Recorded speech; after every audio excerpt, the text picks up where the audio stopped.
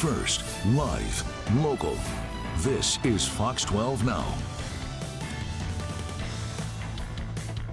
Hey, welcome back to Fox 12 Now. Thank you for joining us here today. If you started off with us at 1 o'clock, thanks for doing so. If not, whenever you're watching this, we appreciate it. We live stream here every weekday, starting at 1 p.m., going throughout the afternoon.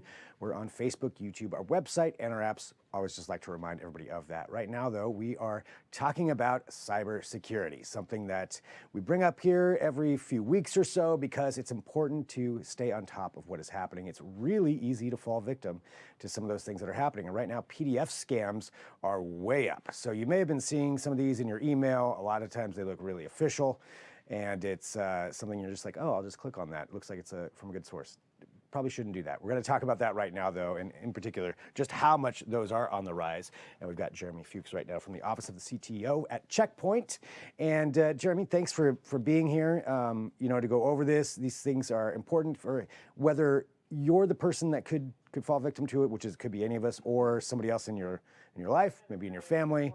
I always like to find out what's going on. But these PDF scams, can you tell us why these are on the rise and what's happening there? Yeah, and thanks for having me. I think it's important to take a step back. PDFs, I think most of us maybe see a PDF a day. Certainly in our business world, PDFs are kind of dominant in terms of signing contracts or any sort of official documentation. You may see it, from your bank, from your mortgage provider, from your healthcare provider. So PDFs are used everywhere, all the time, in both personal and business applications. And for a while, PDFs were never really dangerous. In fact, in 2022, our Checkpoint research found that PDFs represent just 16% of all malicious files. So, a steady amount, but certainly not the most, and certainly not a dominant form, right?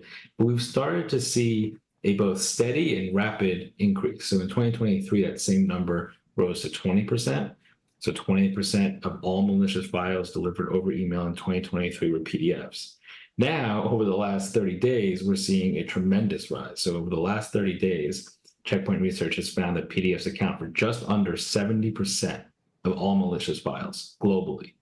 Wow. I mean, that's a huge increase. What is it that's leading that? Is just the amount of people that are using them, or that have, they're using PDFs, as you mentioned, in just regular business interactions, general interactions, or is there something else out there that's causing this increase? Yeah, there's a few things. I mean, there's a slightly technical reason for it in the way that Microsoft sort of disabled something called macros, which have often been used to launch attacks in things like Microsoft Word or Excel. That change in policy by Microsoft to disable them by default sort of forced hackers to switch gears. And it seems like PDF has been, I guess, the beneficiary of that. The other thing is that they are so common and so trusted that it's a great way for hackers to sort of leverage that trust, familiarity. And it's fairly easy to do so with malicious URLs or malicious scripts or other hidden content to sort of bypass the basic security checks and get into the heart of the user who is expecting a PDF, gets PDFs all the times, and is certainly not expecting them to be dangerous. Yeah, I mean, absolutely. You think of those, again, going back to all those different ways that you mentioned that we get those, and you do think of it just as, oh, it's just a document. It's not like a link necessarily that you're clicking to go through to something. So for people out there who are receiving these, do you have any kind of an example of what a PDF or I guess a threatening PDF could be that they could receive in their email?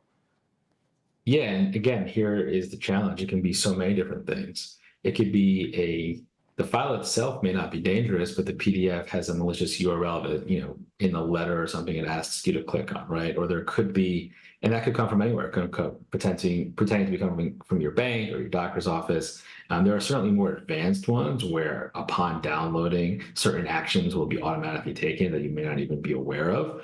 But I think for the general end user, certainly on a consumer standpoint and not in your everyday business life, even just a malicious URL kind of tucked in there can cause a lot of damage. So it only takes like one little hyperlink to cause damage. And certainly there are more complicated cases, but I think for the average consumer, that's probably the thing to pay most attention to.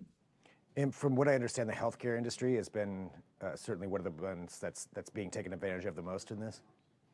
Yeah, so again, in that last 30-day period, in the healthcare industry, which encompasses a number of things: doctors' offices, insurance, clinics, things like that. Healthcare, in that industry, 83% of all malicious files are PDFs. So remember, the global average was 70%, and in healthcare, it's 83. And again, there could be a lot of reasons for that. One of which is, this has just been a good time for healthcare to be targeted by PDFs. There's some randomness attributed to it, but again, PDFs are often used by a doctor's office. They're used by insurance companies. It's a common document format. So because healthcare often holds so much personal information, just from basic, identifiers, social security numbers, to obviously very sensitive medical information, those things are very valuable on the dark web and for hackers. So if PDFs are being clicked on by the average consumer, then in healthcare, with all this amazing data that can be sold for a lot of money, it makes a lot of sense for hackers to move their focuses towards PDFs in healthcare. Given that so many people do receive, PDFs for business purposes, or just even sticking with the healthcare side of things, if you're used to receiving those and you're used to just clicking on that, and that's something, clearly, if you're getting a PDF from any kind of a healthcare situation, obviously it's something that's very important to you. So you're going to want to get whatever that information is quickly. But to avoid, falling victim to this, what is the safest way to analyze that to make sure that you aren't falling victim to this? Yeah, and that's really important, right? You have to be able to distinguish between when a legitimate PDF from a medical provider or anywhere else is coming versus one that's not. And so this, again, applies pretty much to all of cybersecurity when it comes to emails. Is a few things you can do. One is looking at the context, right? Is this actually coming from your medical provider or from your insurance company? You can look at the sender address in the email. Do you typically get PDFs from your healthcare provider or your insurance provider, or whatever it might be, right? Is this a typical behavior? And then, even if it is, when you open the PDF, usually you can preview the PDF in the email, and that actually won't be dangerous. It's really usually the downloading of it or the clicking on any links in it. So you can actually read the PDF and sort of scan it and say, hey, does this PDF actually make sense? Is this applicable to me or my personal health situation? Is this how my doctor usually writes? Those sorts of things. And again, as always, whether it's an email or a PDF or any message, hovering over the URL and seeing where it goes, right? If it's going to the address of your hospital or your doctor's office, that might be more legitimate. If it's going to a random string of numbers and characters, probably not. So again, it's always about taking a few moments, understanding the context, trying to understand if this is typical behavior, and then doing those quick checks on the sender address, on the URL. And again, the easiest thing, the best thing to do is, if you're unsure, call your doctor's office, call the hospital, call your insurance, and just ask, and they can tell you right away. When it comes to, the other side of things, because I'm looking at it, there's the big healthcare industry, people who are sending things out are big businesses, but a lot of people just send PDFs too on a more personal level, or a smaller contract that you're sending to somebody, or information. So what is the safest way for somebody to send a PDF and make sure that the other person at the other end knows that it's secure and safe to open? For sure. So using a PDF creator or reader that is reputable, like an Adobe PDF, Adobe Acrobat, is usually a good way to do that. If I'm sending a PDF to you and I just have it downloaded through Adobe, it's probably going to be pretty safe. It's really when somebody's trying to spoof you, pretend it's coming from me, and sending a malicious PDF, where you might see some more trouble. Gotcha. Okay. So as long as, going back to that, analyzing, where it came from, who it is, and if you have a question, get a hold of them, I suppose. Yeah, get a hold of them, or and wait until you receive another communication from them. Maybe again, it's always better to wait and to not act instantly. If it's a bill, for example, the insurance company is going to call again, right? So that is obviously a much better situation to wait a few days and to be extra sure than to click on something and have a lot of bad things start to happen. Yeah, and that's, I can see why some of the bad actors would be doing that, though, because clearly, if you get a bill, you're like, wait a minute, is this mine? Is it legitimate? You want to click on that. You want to find out. Brings your heart rate up. So yeah, be careful of those ones. That's definitely good advice. Any other thing that you think is important, just in general, as we see these trends of PDF scams on the rise, that people should be aware of and watching out for? Yeah, I think, again, it's always great to be suspicious and cautious on any part of your online life. Obviously, in this case with PDFs, even if you receive PDFs every day, all the time in your business and your personal life, it's always safer and it's always smart to just take a second. We all want to rush to respond to things, but to take a second, try to just understand what's going on and just to see if it makes sense. The majority of these attacks fall flat on logic if you just take a second to understand what's happening. But they are, hoping that you don't do that. And that's where a lot of people get into trouble. Take that extra few seconds, try to understand. If you ever even have a little bit of doubt, trust that little bit of doubt. Even if it ends up being legitimate, it's better to be safe than sorry. Yeah, especially if it's up 75%, they must have seen some kind of success in there. Exactly. Of some scams. And looking, we're about halfway through the year, and you've seen this in the last 30 days, this go up to, or so, around 70%, I guess is what you said. What do you expect here for the rest of the year? Is there any way to kind of prognosticate that, or is it just more see what happens and react as it goes?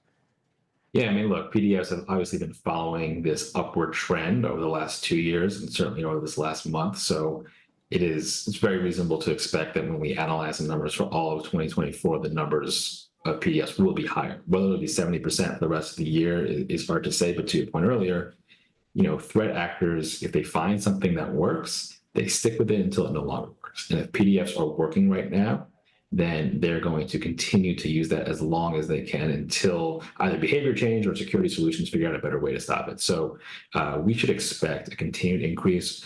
Maybe it's not 70%, but certainly it will be more than it was in 2023 and 2022. Well, Jeremy, thank you very much. Any other thing that you think people should know about?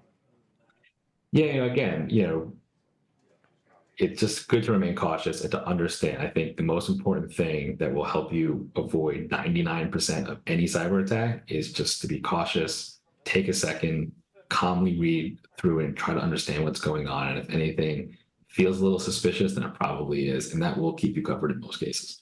So don't react and just instantly click that the second that you see Exactly. it, no matter how enticing it may be. Well, Jeremy, thank you very much, for joining us here to talk about this and to get this information out. I always think this is really important for people to know, and especially to know that these trends are happening as far as PDFs 70% up. I mean, that's a lot. So for everybody out there too, you can feel free to share this segment with maybe somebody in your life who could maybe be more likely to fall victim to some of this. I think that's important as well. Jeremy, thank you for being here. Really, really appreciate it. Yeah, thank you so much for having me. And for everybody watching, again, this is Fox 12 Now. So I'm just reminding you, we are live here every weekday. So we have a lot that we cover here throughout the afternoon. Lots of segments that you can go back and watch as well. And today, if there's breaking news, we'll have that right here. I do know if you're watching live, it's election day here in Oregon. So if we have any information about that, we'll be carrying that to you too throughout this afternoon. I know people are probably still dropping off their ballots, so we'll be waiting to find out more information. But we'll have all that coverage coming up tonight here with Fox 12 Oregon. So we'll keep you abreast of everything that's happening with all of these important elections and all the decisions that are being made. So that's something to watch out for. And if there's breaking news, we'll have that as well, all right here on Fox 12 Now. So thanks for tuning in. We'll sign off.